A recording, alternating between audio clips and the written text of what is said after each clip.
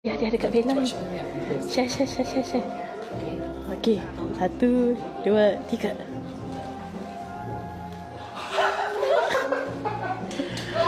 Wah.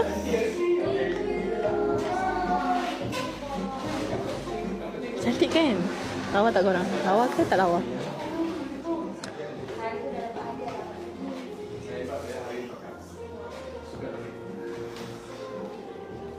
Cantik. You cantik gila. Wish.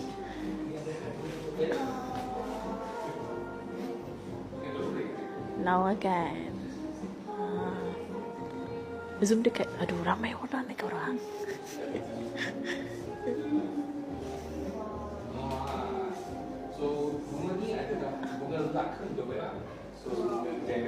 Oh, bos saya kata bunga tu adalah bunga luck untuk Bella. Dekat lagi lah. Okey, dekat lagi. Untung Bella dapat dia. Ya.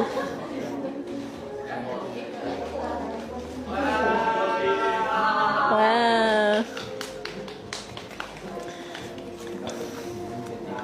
Wow, bos you baiknya. Ya, bos saya baik gila. Ni, siapa ni?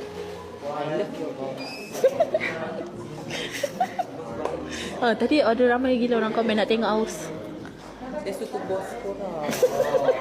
Korang baik. Aus. Ramai orang komen Aus. Dia dah backup Bella. Yeah. Anak bos tu pun baik korang. Lu sangat ya. Bella dapat gelang ke? Korang Bella dapat gelang. Saya dah kena bisik-bisik dah sebab dia orang tengah syuting. Handsome boy. Yeah. Dah naik dah. Sekejap, mana tadi? Naik dah. Tadi ada orang nak tengok PA Bella. Ya.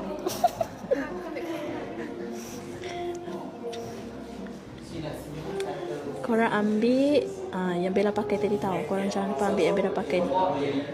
Ni mascara yang Bella pakai. Ambil.